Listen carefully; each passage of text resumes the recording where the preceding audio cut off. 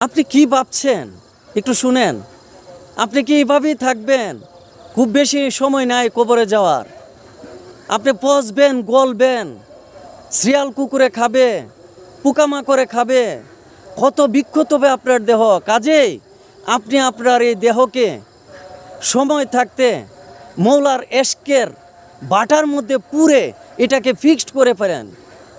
আপনি কোথায় পাবেন মৌলার এশকের বাটা? আপনি একজন কামিল মুর্শিদের শরণাপন্ন হন, উনার অন্তরে আপনি মৌলার এশকের বাটা পেয়ে যাবেন, যেখানে আপনার দেহকে পুরে, জীবিত প্রাণে পুরে এটাকে ফিক্সড করতে পারবেন। মাটির কাদা মাটি থেকেই ইট তৈরি হয়, এটা বাটার মধ্যে পুরে যাওয়া হয়, ইট হয়, এবং সেটা যদি আবার কাদামাটির ভিতরে যায় 100 বছর থাকলেও পচে না, গলে না।